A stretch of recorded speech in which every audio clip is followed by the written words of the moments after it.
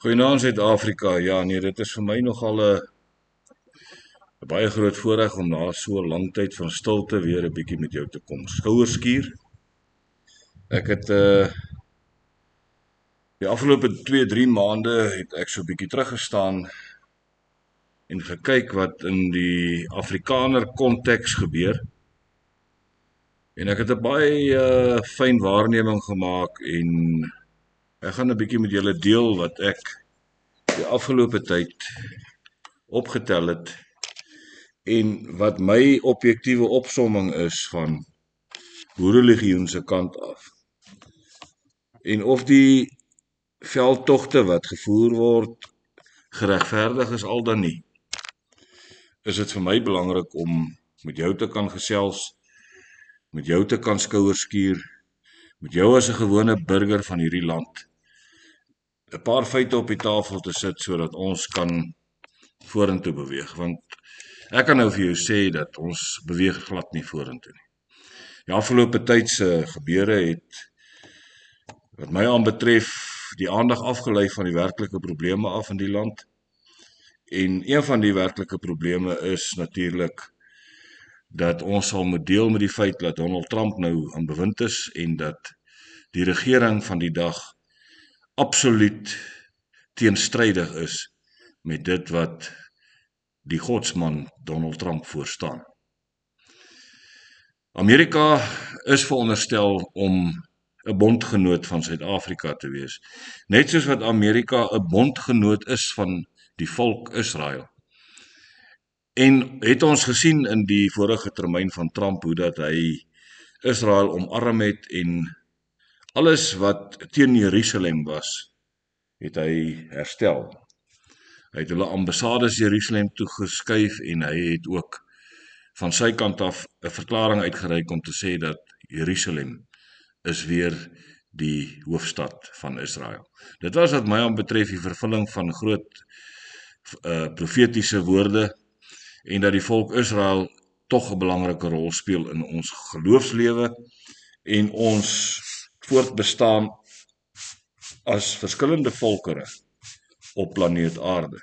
Dit gesê wil ek gou 'n bietjie fokus op vrae wat Johan Eybers vir my gevra het tydens 'n onderhoud vanmiddag. Dit is vandag die 8de November en die tyd nou is ongeveer 19:40, 20 voor 8 in die aand. En het ek gedring gevoel, soos wat dit altyd mag gaan wanneer ek 'n video maak, dat ek eers 'n bietjie worstel en eers 'n bietjie dringendheid in my hart ontwikkel voordat ek my tot die kamera wend en myself dan gaan blootstel aan verdere klippe, verdere rotse wat na jou kant toe gegooi word en verdere beledigings. Maar ek weet ook dat ons volk is nie poppos nie. Ons mense is nie papajas nie, hulle is nie bobbejane nie. Hulle is nie onnoosel nie. En gaan ek so 'n paar dingetjies met u deel wat ek met Johan Eybers in 'n openhartige gesprek vanmiddag gehad het. Die man wat agter die beriggewing rondom Louis Liebenberg, FDG en die likwidasieprosesse en natuurlik die kriminele ondersoeke is en dan die journalistiek rondom dit bedryf. Ek wil net sê dat ek het vir Johan baie oop ervaar, ek het hom baie as 'n aangename persoon ervaar en het ek sommer weggespring met 'n openhartige onderhoud deur vir hom te sê dat ek het niks om weg te steek nie. My verhouding met Louis Liebenberg en Desi het nog nooit skade gelei nie. Daar is tye wat ek stil geraak het en gefokus geraak het op die sake van die Boerelegioen. Daar is tye wat ek onttrek het omdat ek moes uitspring om kos op die tafel te sit. Want soos die feite maar is en baie mense betwis die feite en baie mense redeneer rondom die feite en hulle wonder en spekuleer oor die feite, is dat die Boerelegioen het in terme van lede en natuurlik ons inkomste, totale inkomste het drasties gedaal sedert 1921 wat ek as die leier van die Boerelegioen myself begewe het in die Forever Diamonds and Gold kringe. Ek was op daardie stadium nie bewus van die omvang van die veldtogte nie. Ek het maar gesien wat die koerante skryf hier en daar. Ek het maar gesien wat die vyandgroepe op sosiale media kwytraak. Maar ek het gegaan met die doel om te hoor wat die man te sê het. Ek het hom beskou as 'n visionêr, net soos wat ek myself beskou as 'n visionêr, wat in bonatuurlike encounters met bonatuurlike magte, en ons ken hulle as Jesus Christus, die Heilige Gees en God, die Vader, wat ons in ons Bybels leer ken, is vir my opdragte gegee en hy het getuig dat hy het opdragte. En ek het aansluiting gevind by dit wat hy gesê het, hy by die Here gehoor het. En ek kon dit nie anders as om te definieer as dat Louis Liebenberg het 'n visie rondom ekonomiese vryheid en ons by die Boerelegioen het 'n visie rondom veiligheid en sekuriteit. Ons het aansluiting gevind by mekaar en ja, ek het erken in die openhartige onderhoud dat die Boerelegioen befonds is.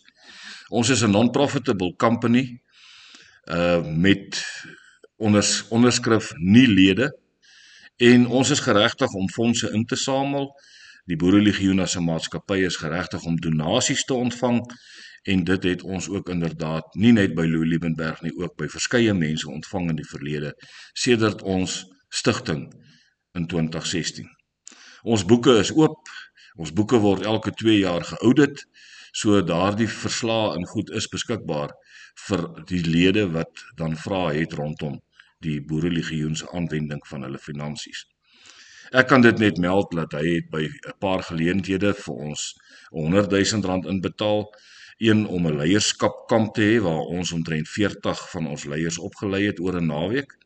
Nou u kan vir jouself gaan uitwerk, slaapplek, etes, leermateriaal, die huur van gassprekers, die brandstofuitgawes van die sprekers, die brandstofuitgawes van die helpers en natuurlik jou leierskap wat deel gevorm het van die instrukteurs en van die aanbiedings en sovoorts. So ek kan vir jouself gaan uitwerk wat so 'n kamp kos, en ek kan met onomwondendheid kan ek verklaar vanaand dat ons het nie geld in enige privaat sak laat beland rondom daardie skenkings nie. So die boeke is oop rondom dit. Ek kan dan ook verder verklaar dat daar by 3 geleenthede vir ons R100,000 inbetaal is, wat 'n totaal van R300,000 is, en dat ons leierskapkampe daarmee aangebied het, en een van die kampe was 'n samewerkingskamp met die Street Eyes projek van oom Les Kers, wat vir baie jare al die Street Eyes projek aan die gang het, waar hulle straatwagte uitsit wat as karwagte optree en natuurlik as 'n inligtingsbron dien vir die bekamping en die voorkoming van misdaad.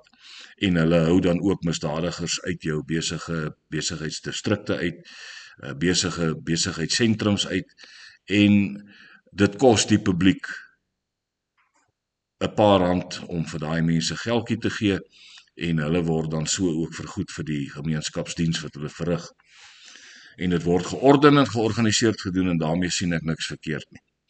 So wat my aanbetref is hierdie hele situasie bo verdenking, en is die valke welkom om enige tyd, en ek maak dit as 'n verklaring vanaand, as 'n oud polisieman, as 'n man wat 25 jaar in die Suid-Afrikaanse Polisiediens gedien het en ook 'n senior rang beklee het, nooi ek vir kolonel Dani Briwer en sy span uit om enige tyd by my te kom koffie drink. En natuurlik my verklaring te vat waarin ek myself bereid verklaar om alles op die tafel te sit wat ek weet, wat hulle sal help in hulle ondersoek. Ek glo persoonlik dat die veldtog teen Louis Liebenberg, oorskry die elemente van die misdaad wat op die tafel is. En dit sal ons nou sien wanneer die hofsaak aan die gang is. Ons sal die elemente van die misdaad en die erns van die misdaad sal ons sien wanneer die sake op die tafel kom, wanneer die feite op die tafel kom. Wat my aanbetref, glo ek steeds dat die veldtog word totaal uit verband uitgeruk. Die ontneming van 2 mense wat 'n hoë profiel in die gemeenskap gehandhaaf het, wat verantwoordelik was vir die lewens en die lewenstogte van letterlik honderde mense, is 'n onregverdige behandeling wat hulle gekry het. Ek as 'n oud polisieman kan nie eers een insident onthou waarin ek selfs kriminele behandel het op die manier wat Louis Liebenberg en Desi Liebenberg behandel is sedert hulle gearresteer is.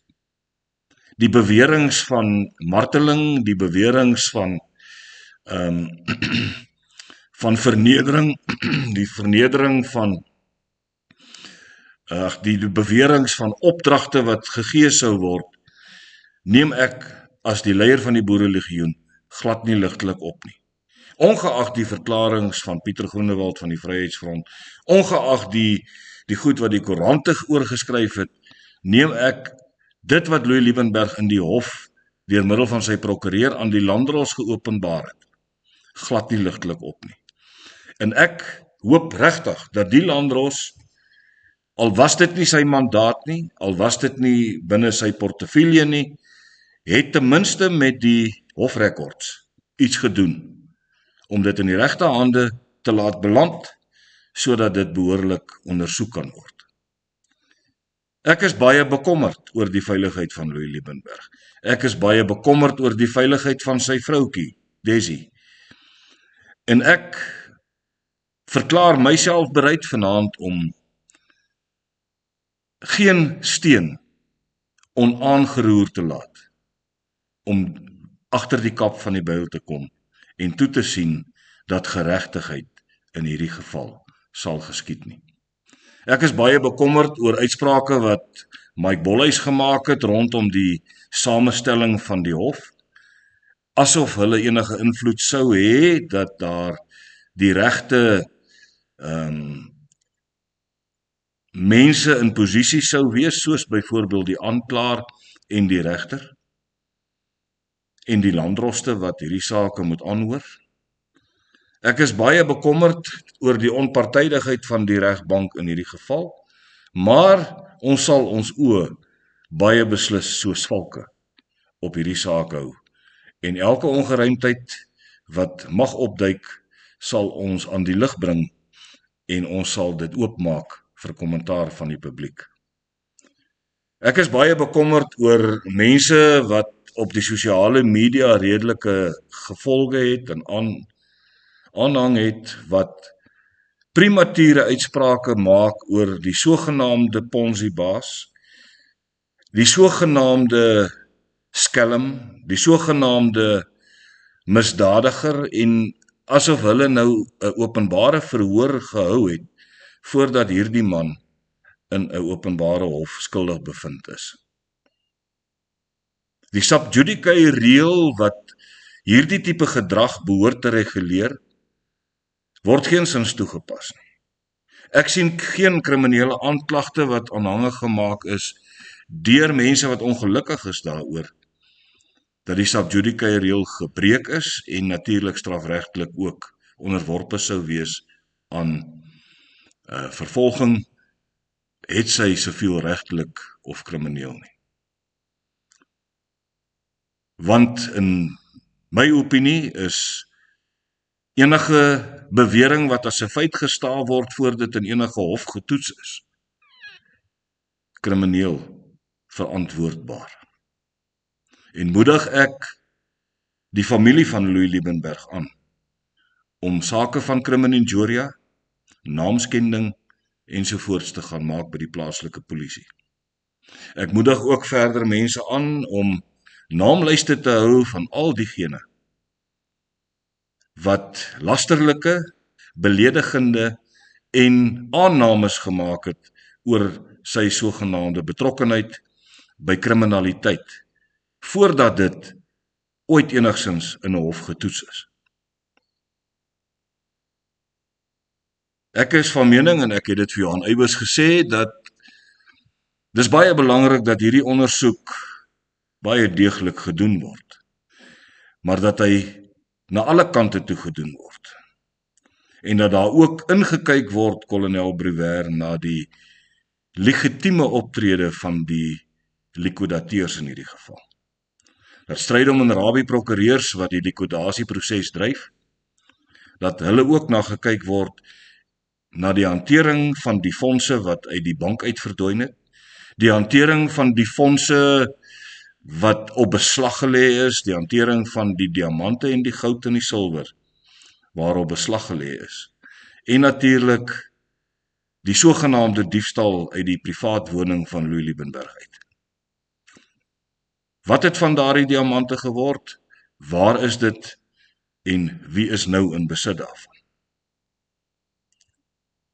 Hier is 'n paar dinge wat nie klop nie en ek kan vir u sê dat enige misdaad kan bewys word. En dit gaan oor die feite. Daar is 'n gesegde in die Latyns wat sê geen misdaad sonder straf. En watter kant toe hierdie ding ook al speel, as daar 'n oorskryding van die magte van die likwidateurs was, as daar 'n oorskryding van die magte van die krimineles ondersoek was, sal dit definitief aan die lig kom en sal dit dan op daardie vlak aangespreek word. Maar ek wil vir julle sê, dames en here, ons moenie te veel waarde heg aan die sogenaamde openbare opinie nie. Die Boerelegioen het vroeër in die week 'n stelling gemaak en 'n klomp mense se kommentare uitgelok wat baie duidelik gevoel het dat dis nie in plek nie. En ek kan vir julle sê dat die openbare opinie het vir Jesus Christus gekruisig. Toe Pontius Pilatus sy hande in onskuld was, dit was Jesus eintlik aan die opinie van die gemeenskap uitgelewer. Want Pontius Pilatus het gesê, dit is daai tyd van die jaar waar ons iemand van julle keuse kan vrylaat. Ons het gedink om vir Barabbas te bring, en nou moet julle kies, wie moet ons kruisig? Jesus Christus of Barabbas? En die skare het soos een man gesê, kruisig vir Jesus. Kruisig vir Jesus. En die geskiedenis spreek boekdele. Die geskiedenis spreek vir homself oor hoe dat Christus die ergste denkbare vonnis moes deurstaan as 'n onskuldige man. Oor die geskiedenis heen is daar baie voorbeelde van mense wat onskuldig veroordeel is, gevonnis is en selfs tereggestel is. 'n Mens moenie te veel waarde heg aan die openbare opinie nie. In my gesprek met Johan Eybers het hy vir my gesê ek moet tog 'n Google search gaan doen oor Louis Liebenberg en kyk wat is die openbare opinie oor Louis Liebenberg. Ek het vir hom gesê die openbare opinie bepaal nie sy skuld nie. Die openbare opinie is 'n aanduiding van die gevoel van die regsgevoel van die gemeenskap. Ons noem dit die boni moris van die gemeenskap. En die regsgevoel van die gemeenskap moet altyd in ag geneem word. Maar wanneer 'n mens besluit om krimineel te vervolg, moet daar daarom vleis aan die ondersoek wees. En moet 'n mens nie iemand uitlewer aan die gemeenskap voordat daar nie prima facie saak teen die mense is en voordat hy nie in 'n kriminele hof of in 'n strafhof skuldig bevind is nie. Ek hoop in hierdie gesprekkie hoor u iets oor die sub judice reël. En hoekom dit belangrik is om eerder te swyg voordat jy iets sê voortydig. Ek glo dat die 144.000 of 44.000 mense wat belang gehad het by hierdie pakkies en by die Forever Diamonds and Gold inisiatiewe, se sake is in hande van die owerheid, in hande van likwidateurs, in hande van 'n regsproses. En dat elke ou wat 'n eier wil hê daaroor, het die vryheid van spraak. Dit is gewaarborg in die grondwet. Maar wat ook gewaarborg is in die grondwet, is die privaatheid van elke persoon. Die reg om veilig te wees en die reg om 'n onafhanklike verhoor te kry wanneer jy beskuldig word van sake. So dames en here, ek gaan afsluit deur die volgende te sê. Koop gerus Sondag se rapport en kyk wat Johan Eybers geskryf het rondom die gesprek wat hy met my in persoon gehad het. En hopelik werp die feite wat hy dan deurgee ook 'n bietjie lig op die objektiewe stimulasie van die breine, van die gedagtes, van die denkvermoë van die breër gemeenskap. En dat ons nie asseblief op loop moet gaan met halwe feite nie. Ons kan baie praat oor wie was reg en wie was verkeerd. Ons kan baie praat oor wie skuldig en wie is onskuldig. Ons kan baie praat oor duisende mense wat alles verloor het. Ou mense wat moes sien hoe hulle pensioen in die drein afgaan. Die vraag wat ek vir jou vra, en ek is dalk nou duiwelsadvokaat. Wie se skuld is dit eintlik? Hier's 3 partye. Is dit Louis Liebenberg se skuld alleen? Ek glo nie. Is dit die likwidateurs se skuld alleen? Ek glo nie. Het elke lid wat 'n geldjie ingesit het, nie die verantwoordelikheid om die kontrak te lees nie? Het hy nie die verantwoordelikheid om verantwoordelik met sy eie geld om te gaan nie? Ek en duisende ander mense is op hierdie stadium nie gepla oor ons gelde wat daar lê nie, hoewel ek nog nie veel teruggekry het in terme daarvan nie. Ek weet mense wat honderde duisende rande daarin het, wat dit afgeskryf het, gesê, man, ek het geweet, dis hoë risiko. En dis ook nie Louis se skuld alleen, dat hy op jag gemaak word nie, dat hy soos 'n hond gejag word nie, en dat al sy bronne afgesny word nie, dat al sy tegnologie afgesny word nie, en geïnfiltreer word nie. En die vraag wat ek myself afvra, wat kry die mense daaruit om so verskriklik te kere te gaan? Wat kry hulle daaruit om so 'n verskriklike veldtog te voer? Is daar nie 'n manier om op 'n gebalanseerde manier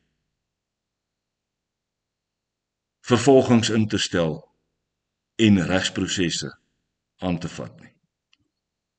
Wat is die dryfkrag agter hierdie mense om so te velde te trek en mense te verneder? Wat is die dryfkrag agter hierdie mense om honderde mense se lewenstogte in gevaar te stel? En dan nog 44.000 mense te dreig dat as hulle 1 sent teruggekry het, dat hulle sal moet terugbetaal.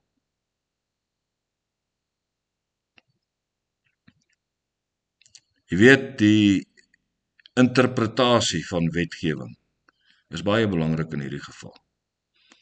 En ek is bekommerd dat daar nie voldoende objektiewe interpretasie van wetgewing toegepas is nie. Dit klink eerder vir my na die misbruik van wette wat op die boeke staan om 'n agenda te dryf, om 'n stampede te veroorsaak van duisende mense wat afklim op 'n man soos Louis Liebenberg en uiteindelik sy dood te veroorsaak. Ek groet jou. Dink 'n bietjie hieroor. Saluut.